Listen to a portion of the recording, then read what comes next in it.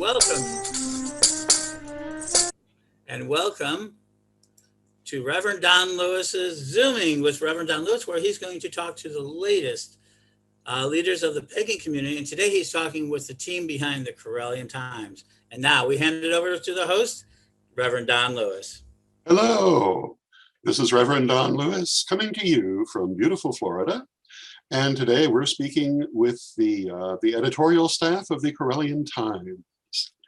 And if you're not familiar with the Correllian Times, it is a lovely magazine that goes out once a month in a number of different languages. And I'd like to bring on, pardon me, I would like to bring on the executive editor, the Reverend Stacey Blair.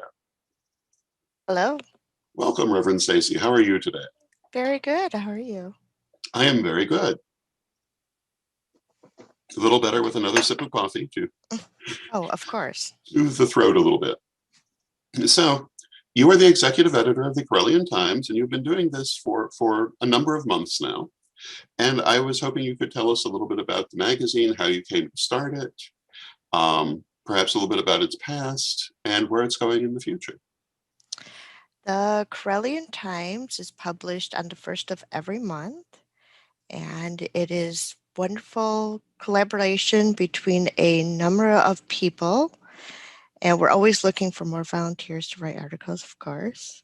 It started in November, and we were tossing around the idea of bringing forth a paper that kind of tied all the different Facebook sites together and different websites together all in one place.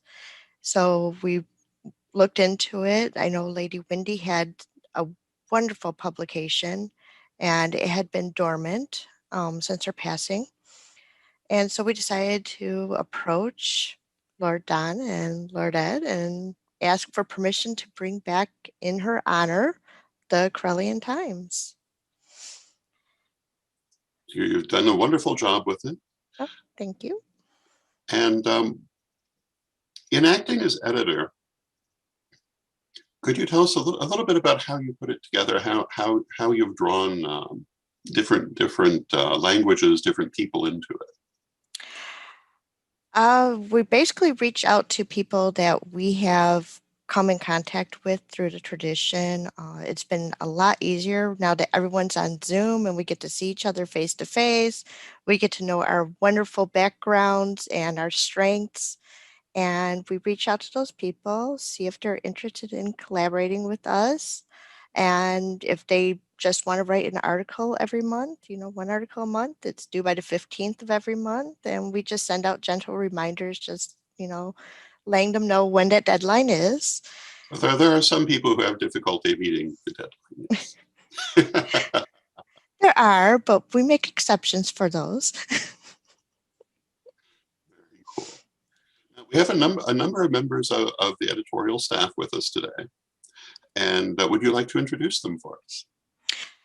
Oh, sure. First of all, I'd like to say that the Correllian Times would not be what it is without these wonderful people devoting their time and energy to this paper. So a paper is only as good as the people standing behind it. So we are going to start with my senior staff members, are Mylinda Whiteley and Pam Griffith and Ebony Nash. And then we also have our wonderful Dutch translation, Lillith. Wonderful. So I was wondering if each of you would like to take a moment to talk about your relationship with the magazine and where you hope to see it go in the future. Reverend Mylinda, would you like to go first? Yes. Hello.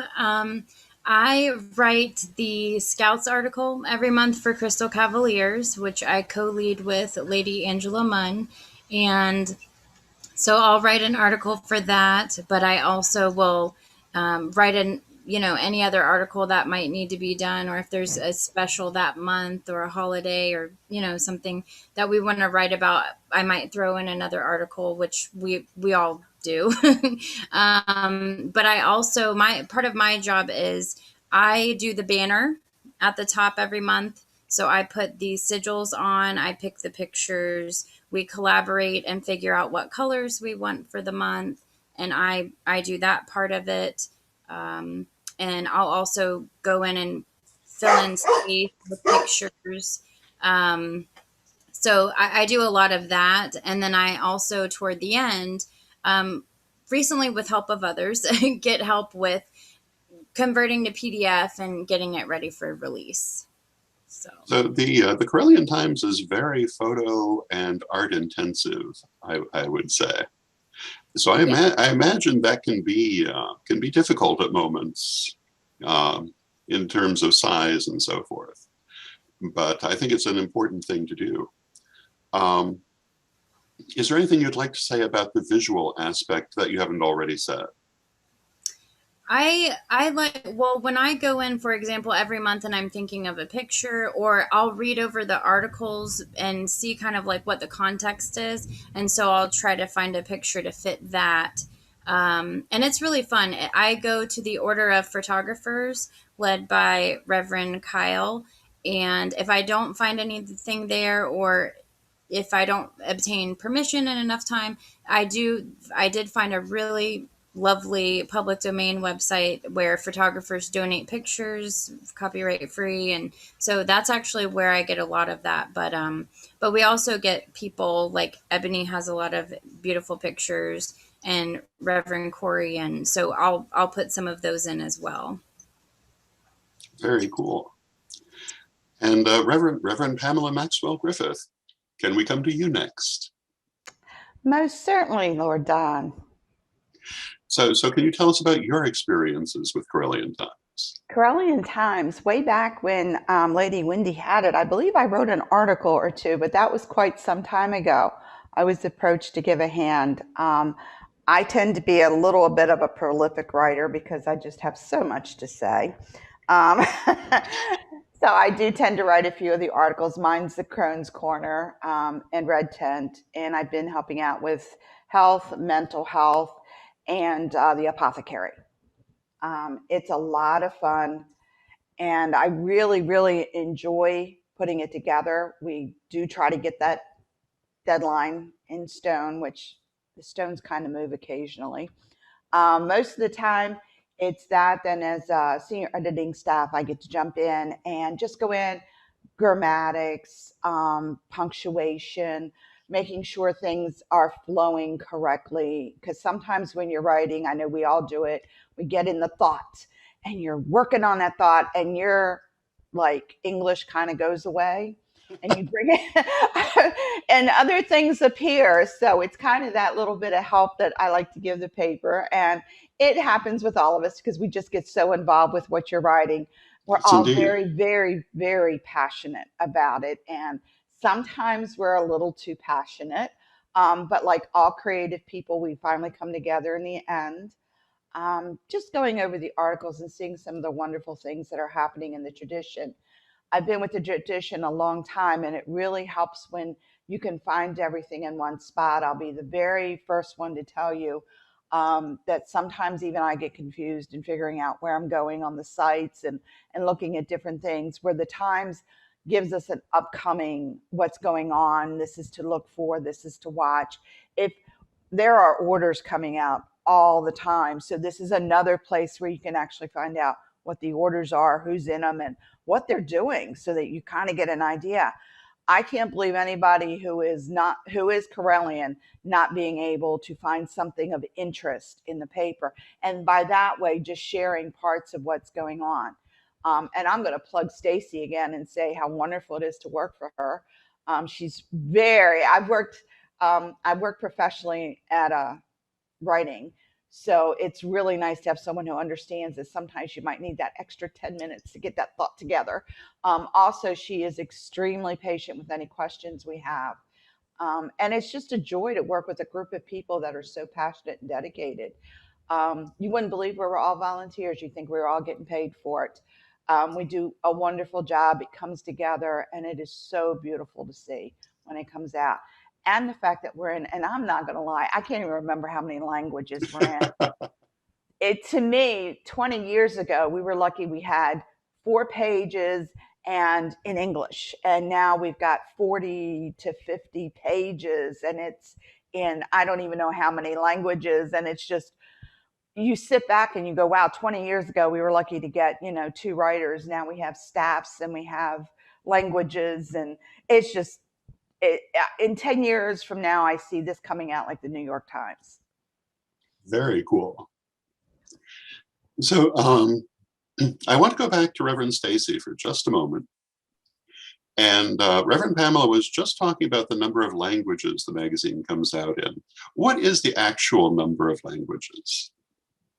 Right now, because of other obligations, we are just coming out in Dutch and Spanish. Mm-hmm. But we're hoping by the end of summer, we are working on German, bringing back the Philippine paper, Greek, and possibly an Arabic paper. Oh, wonderful. That's amazing. How do you find working with all the different translators? I absolutely love it. I learned so much from them. It's amazing, just the different cultures and different experiences that they bring to the table. It's such a joy to work with them. Wonderful. Well, let us move on now to the Reverend Ser Eboni Nash. Well, hello, Ebony. How are you today? I'm good. How are you? I'm very good, thank you. So can you tell us a little bit about your experiences with Correllian Times? Well, I had probably read a couple of them back when Lady Wendy was still around, and I enjoyed it, and then kind of lost track of the newsletter until we started this project last year in November. I personally am the editor for the music section, and I also handle some of the PR for the paper as well. I have had so much fun writing about music. I am just so excited, and I hope everyone is enjoying it. And just you don't have to be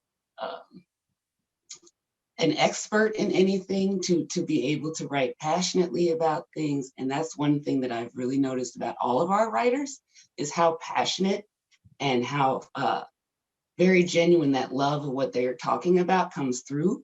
And it's just really fun to see how everybody evolves as we get as it gets easier to do.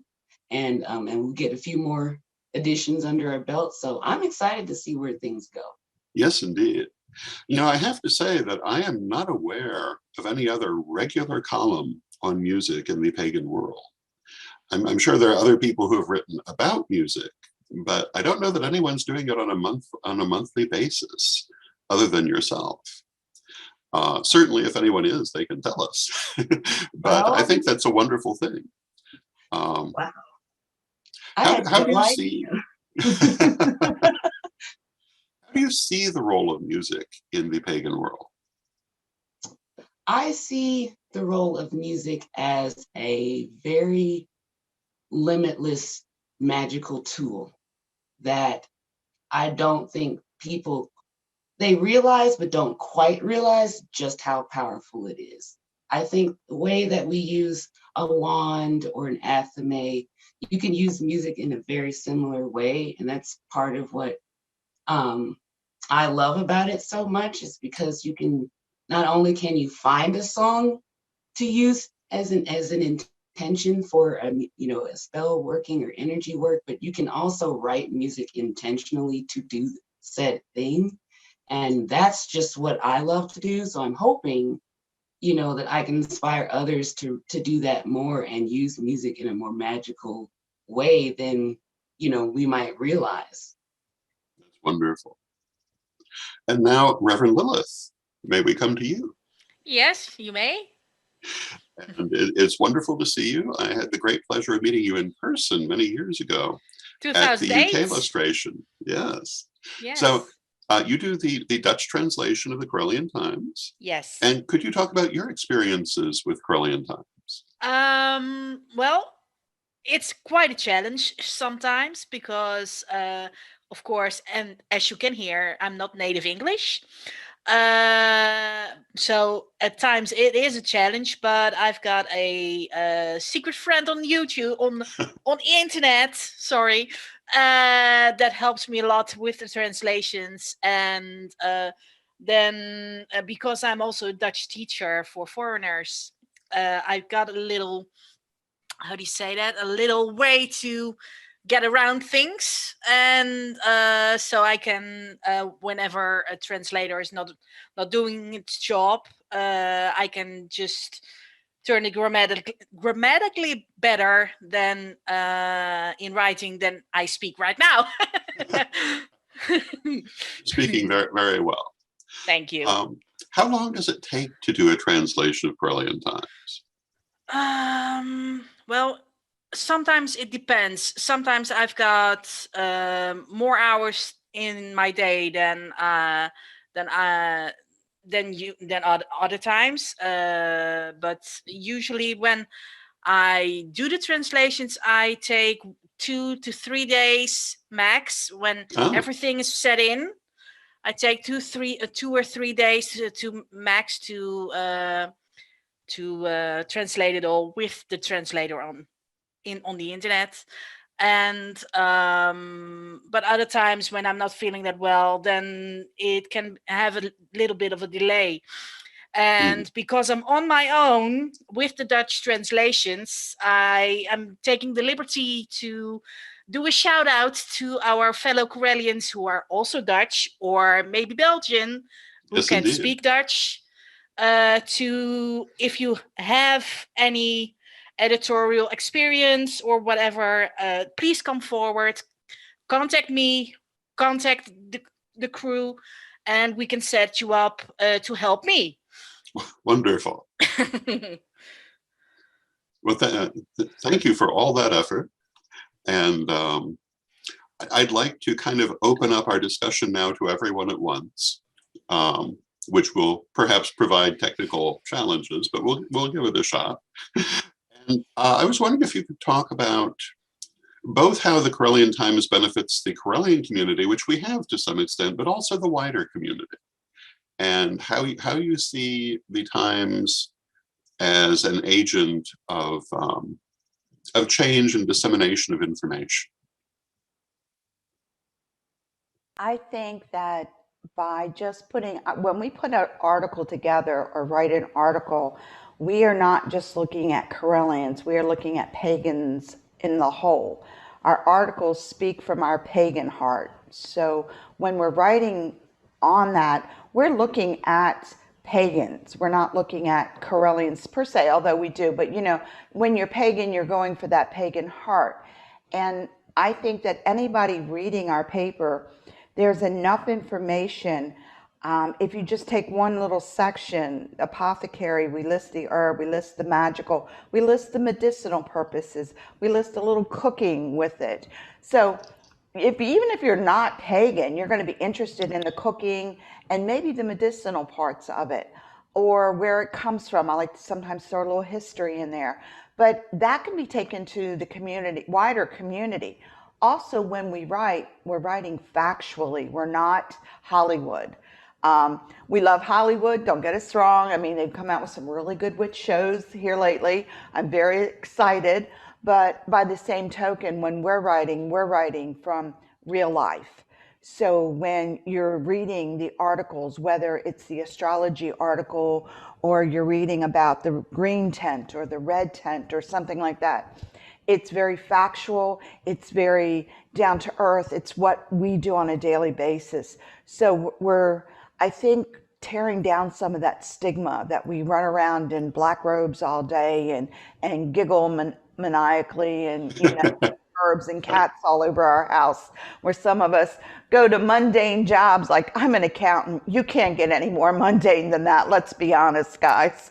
So you get to see all sides of it, but you also get to see the personal side, the human side. So I think our paper is more like it goes out there and tells people, hey, these people are pretty cool. And they're not, you know, running around in black dresses and all that kind of stuff. They're writing articles about planting, about doing crafts with your kids, Sure, tarot, that's a lot of fun. Everybody loves that. Astrology, horoscopes, we all look forward to that. But we're also writing about music. The articles on music are very intense. The articles that are talking about the different groups explains more what we're doing. So I kind of see it as an ambassador for the pagan community. And then we're saying like, okay, we're going out here. This is what we really are. So you don't have to be pagan at all to read it. Find some enjoyment and maybe a little bit of education.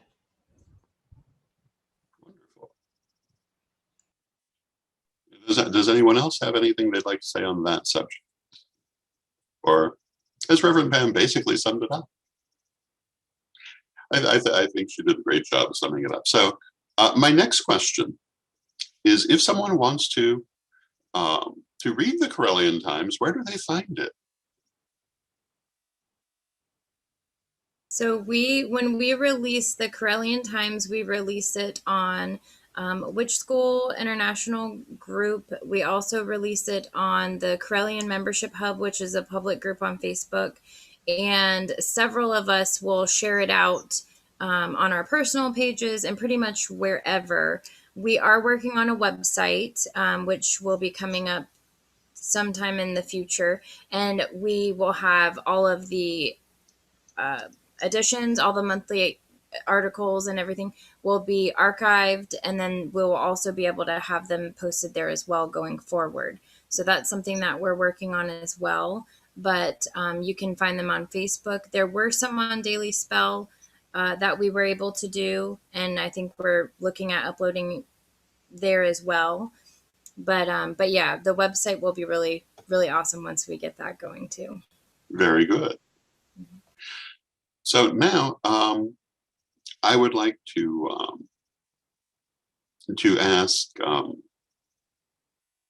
if someone wants to do an article for the Correllian Times, who would they contact? How would they go about doing that? All they would have to do is contact us. We have a Gmail account that's correlliantimes@gmail.com. Really easy, our name. And throw some ideas at us. We're always looking for different ways of growing, changing, keeping up with things, keeping up with the interests of our readers. And we welcome anybody to come forward, write articles, submit papers, submit artwork, submit anything that they would like to see published, share their interests, share what articles we should be writing for them. So just reach out at correlliantimes.com or at gmail.com. Very good. So is there anything else that that anyone would like to add to what we've already discussed?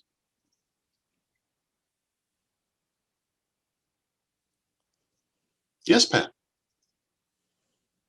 You're muted. Okay, there we go. All I'm going to ask is, you might not think you're a writer, but it's amazing. Sometimes if you write like you speak, it comes out really understandable. But anybody can write an article, and I really like to push it a little bit. As a mentor, there are requirements for all the degrees. So I'm going to put my foot out there and ask the mentors if they wouldn't ask some of their students to write about going to witch school. What did you do? What brought you here? Or even if you use it as one of your requirements and one of the projects is to write an article if they would like to be published in the paper. Nothing gives you a bigger kick than to see an article that you wrote in the paper where everybody can read it. That's kind of a little high you get. But I'm challenging my mentors out there, my fellow mentors. Come on, have some of your students write it. I suggest it to mine all the time. Write an article. Don't know what capture. You don't know who you're going to capture or what you're going to capture when you write something. Yes, indeed. So I want to thank everyone for joining us. And I want to encourage people to read the Correllian Times. It's a wonderful magazine. And as was stated, it can be in the range of 50 pages long. So there's a lot of information, a lot of articles on a wide range of subjects. And you can find it in the places that were discussed by Reverend Mylinda. You can also, if you're watching this video, chances are you will find Correllian Times on the same page that you're seeing it on. Not in every case, but in most of them, because we distribute to the same places. So we find it on Facebook, on Correllian Membership Hub, Witchful International, many other places. And for more information, you can write to correlliantimes@gmail.com. And thank you, everyone. This has been a pleasure. And I wish everyone a good day. And if you would like to recommend subjects for future episodes of Zooming with Rev Don, you can send them to me, Rev Don Lewis, at donlewishp@aol.com. And we hope to have many more interesting shows for you.